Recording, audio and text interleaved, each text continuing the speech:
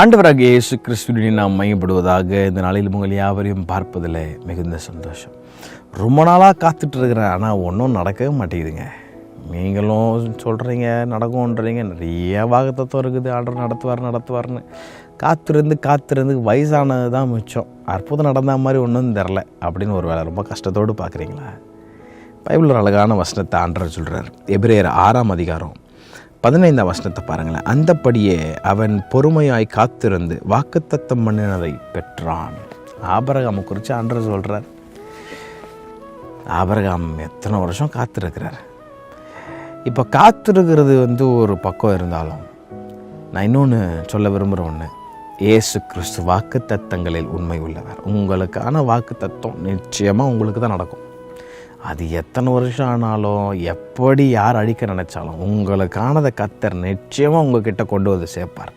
Abraham அதுக்கு ஒரு பெரிய சாட்சி. அந்தபடி அவன் பொறுமையாய் காத்திருந்து, பைபிளில் கொடுக்கப்பட்ட எல்லா வாக்குத்தத்தங்களுக்கு என்பதாக ஆண்டவர் சில கட்டளைகள் வச்சிருக்கிறார். டக்குன்னு உடனே கிடச்சிடாது, எல்லாமே உடனே ஈஸியாக வந்துடாது. Abraham waited patiently.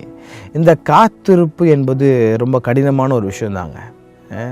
என்னையா நீ இஷ்டத்துக்கு சொல்கிறியா? காத்திருக்கிற எங்களுக்கு தான் ஏன் தெரியும், எவ்வளோ நாள் காத்து கொண்டிருக்கிறோம் அப்படின்னா. காத்திருக்கும் போது அது ஒரு பெரிய வழியை உண்டு பண்ணாலும், காத்திருப்பதில் இருக்கிற மகிமையை ஒரு நாள் மறந்து விடக்கூடாது.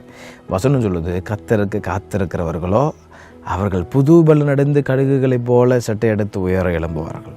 இந்த ஈகிள் பறக்கும், பார்த்துருக்கீங்களா? பறக்கும்போது எடுத்தோடனே சொயின்னு மேலே போயிடாது. கொஞ்சம் கொஞ்சமாக தான், பொறுமையாக தான் மேலே போய் உயரத்துக்கு போகும். So for a bigger blessing it takes some time.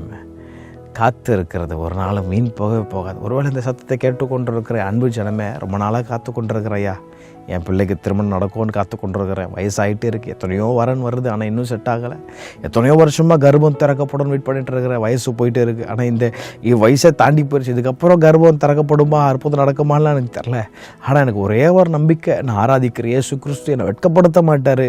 ஆபிரகாமுக்கு கர்த்தர் 100 வயசில் பிள்ளையை கொடுப்பார்னு நம்பி நான் அதை விசுவாசிக்கிற கர்த்தர் எனக்கு நிச்சயமாக செய்வார். ஒருவேளை என்னை சுற்றி இருக்கிற காரியங்கள் என்னை ஒருவேளை அதேரியப்படுத்தலாம், என்னை சுற்றி இருக்கிற உறவுகள் என்ன அசிங்கமாக பேசலாம், கேவலமாக பேசலாம், ஆனால் நான் இயேசு கிறிஸ்துவ நம்புகிறேன். ஒருவேளை இந்த காலவெளியில் கண்ணீரோடு சத்தத்தை கேட்டு கொண்டிருக்கிற அன்பு ஜனமே, நீ காத்திருக்கிற காரியங்கள் ஒரு நாளும் வீண் போகவே போகாது. நிச்சயமாகவே ஒரு முடிவு உண்டு. உன் நம்பிக்கை வீண் போகாது. கர்த்தர் இந்த புதிய வருஷத்தில் உனக்கான ஒரு வாசலை அவர் நிச்சயமாய் திறந்து கொடுக்க அவர் போதுமானவராக இருக்கிறார். பட் நம்ம பண்ண வேண்டிய ஒன்று இருக்குதுங்க. காத்திருங்க, தேவ சமூகத்தில் காத்திருங்க. கேளுங்க, ஆண்டவரே காத்திருக்க கிருபை தாங்கப்பா.